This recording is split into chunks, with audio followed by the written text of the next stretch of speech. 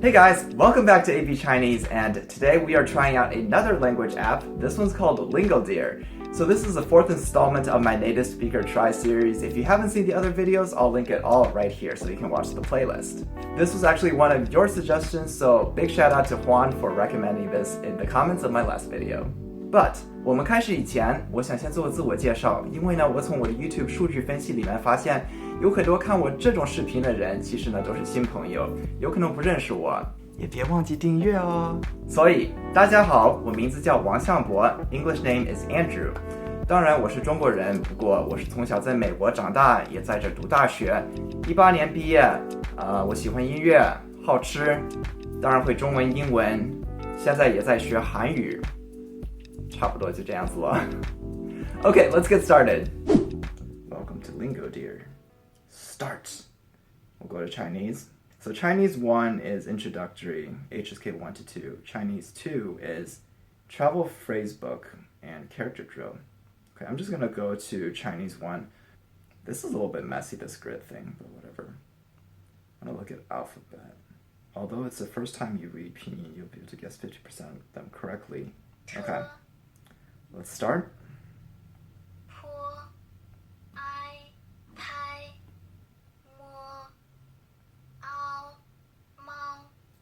Okay, so this is a very good structure for teaching Pinyin because I don't know if a lot of people know this, but most native speakers, when they learn Chinese as a kid, like when I learned Pinyin as a kid, this is how my parents taught it to me, where you would say mo, ao, mao. You would say the initials and the finals separately and then piece it together. That's just like, I don't know how you sound it out, I guess. So this sounds like a computer-generated voice. Most of them sound really good, but this F, that one sounds a little weird. It should be fu.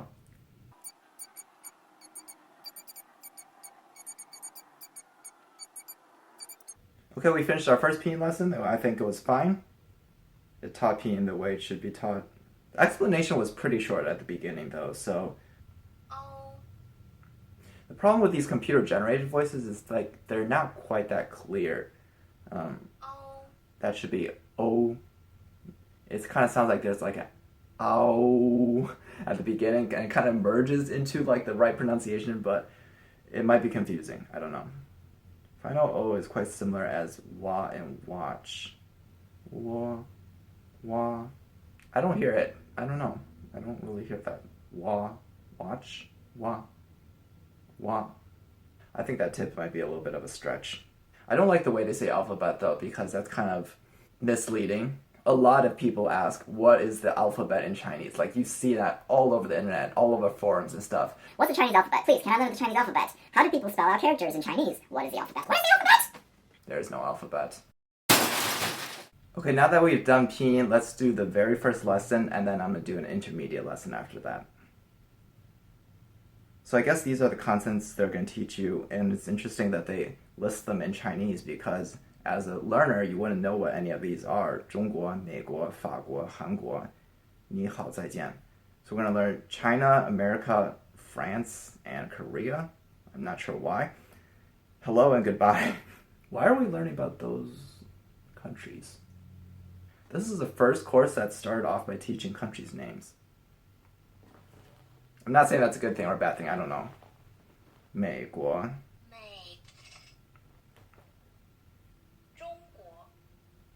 Native speaker recordings are always really good. That's awesome. What does this button do in the middle? Oh, it's a slow down feature. Okay, that's nice. Okay, so on the top left, I just clicked on that. I think these are notes. 你好, hello, welcome to your first Chinese lesson in Lingodeer. In this lesson, we will learn to introduce our nationalities and some key features of the Chinese language. Okay, so that's why. Good news for the beginner of the Chinese language. Chinese is super easy. Super easy. And here's why. That's the first time I've ever heard of that. Chinese word order is easy. That is a fact. Okay. The word order of a basic Chinese sentence follows the subject, verb, object sequence. Hey, I'm going to plug my video on sentence order. If you want to watch that video, check it out right here. For example, subject, verb, object, 我爱你. 我爱你, I love you. 你喝茶, you drink tea. 他喜欢中国人, he likes He likes the Chinese. That's not proper English. He likes Chinese people. I mean, I guess it could be proper English. I don't know. Chinese verbs are easy. Unlike in many languages, Chinese verbs typically only have one dictionary form and no other conjugated forms. That's something people do stress a lot about Chinese. And you don't have to remember all the conjugations like you do in Espanol or in French or even Korean that I'm studying right now. And the same goes for nouns, pronouns, and adjectives. Okay, Chinese nouns are easy because they do not require any articles such as a or the. 他在吃梨,他在看书. The plural marker men. Last but not least, for teaching purposes, we adopted a semi-literal translation style. Thank you for understanding. Yes, I understand. I think that's great, actually. Okay, let's get on with the lesson. America, 美国. 美国 미국. That's America in Korean. 미국. 中 I personally don't think you should learn to write Chinese as your first lesson. 中 It's good that I included, but it should come later on, I think. It just adds a level of difficulty and complication that you don't really need to deal with at the beginning.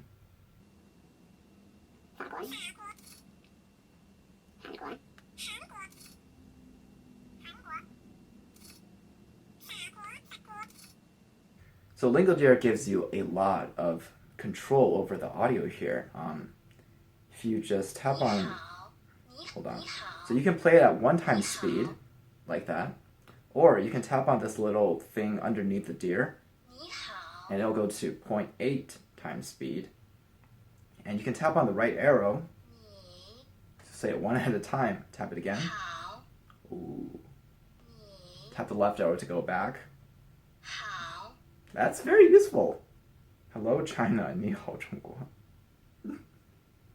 No one says that. When are you supposed to use that phrase? Like, if you're traveling and you get off an airplane, you're like, hello, China! Of course!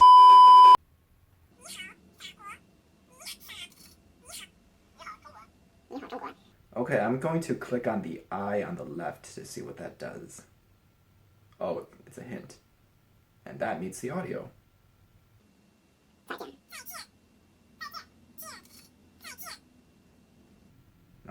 Okay. Alright, we're done with the first lesson. It's decent. Okay, because I don't want to keep doing the very, very basic lessons, I only did that because I think starting out is very important. Like, how you start out your journey learning a language is very important, and it can set you up for failure or success. Or I should say, it can set you up for success or failure. Let's be positive here. I'm going to test out so I can do whatever I want. So give me a second, let me test out.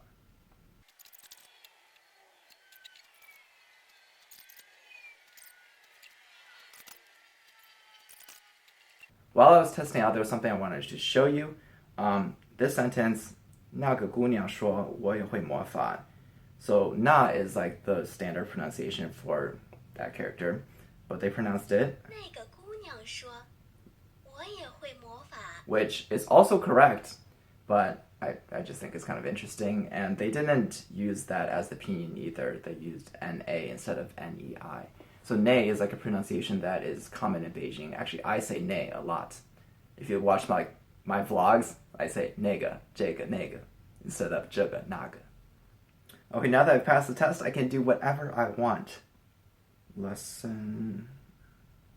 Oh wait, there's stories. Okay, let me get to the stories. Let me do lesson 1 and I'll get to the stories.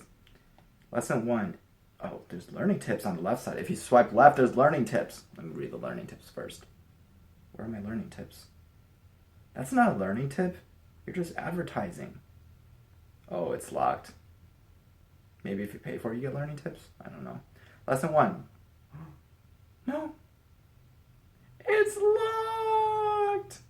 Yo guys, I'm not at the level to dish out stuff for YouTube videos yet, so unfortunately, this is locked and I will not do it. Let me look for more free stuff. So now I'm going to try something in Fluent Chinese, whatever that means. Alright, that's fine. Listen and learn. Let's try it. 你好我要办理登记 That's fast. 你好，我要办理登记. What do I do? Oh, this is just a listening exercise. 请问您有需要托运的行李吗？如果有，请放上来。 Alright, that was decent.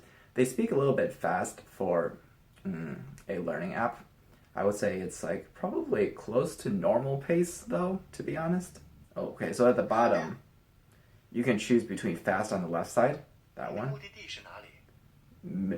intermediate, I 你 guess, 的目的地是哪里？ or slow. 您好， Oh, guys, I just figured out why my microphone never works. It's because I'm screen capturing, and that's using the microphone. So we can't have another application also record the sound. That's why it didn't work on my Hello Chinese video when I was trying to speak it and it wasn't working. Let's see if there's anything free in Travel Phrasebook. 多少钱？ Okay, but I listened to some of these phrases, and it's a pretty long list of very useful phrases. This would be like, I wouldn't use it for necessarily learning material, but it's a good reference material. Like if you're wondering, oh, how do I say, this? How do I say, where's the shopping center? Or do you accept credit cards? Then you can just go to the shopping section and look up, do you accept 可 credit 以 cards? 用信用卡结账吗？ And then there it is for you, so you can learn that phrase. So if these are all free, that's actually pretty useful. 西红柿， Learning about foods in Chinese is a very interesting topic because there's so many regional differences. For example, tomato, 西红柿. That's the way I say it, okay? But a lot of people say 番茄. And I personally kind of do it kind of funny because when I talk about tomatoes raw, I say 西红柿, but 番茄酱 is ketchup, or like tomato sauce. I'm not even sure what the difference is between ketchup, tomato sauce.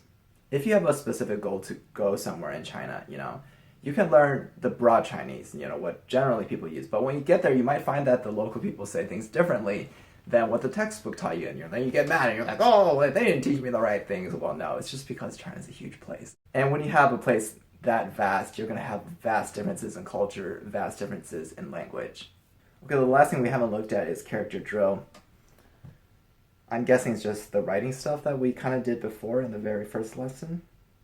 Okay, so it looks like they're grouping it, not by difficulty, not by level, but by radicals and strokes. Some of these aren't really radicals, but if you have that shape, I guess it's grouped in here. And there's a lot of these. I just want to give you guys an idea of how much there are. I'm going to scroll down, okay? Still going. Still going. Oh my goodness, that was a lot. Oh, these are just stroke orders? Wait, I can hit practice though. 雷， I thought I clicked on 学. Why did they give me lei? So the middle button gives you stroke by stroke. The left button, the play, just plays the entire stroke order. And then the one on the right takes it all away. I always find these writing practices a little bit tedious because you have to get the strokes exactly right for them to recognize it. Okay, so there, it didn't accept it. I have to get that hook.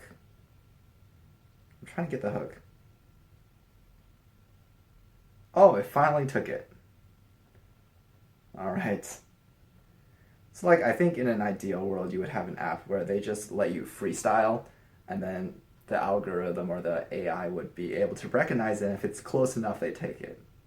Alright, before we wrap up here, I did discover that in the very introductory lessons you can access the story, so I just want to show you what it looks like here.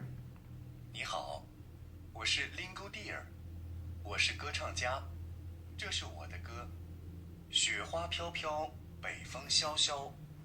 雪花飘飘，北风萧萧。你喜欢吗？ So that's the song that got memed really hard last year.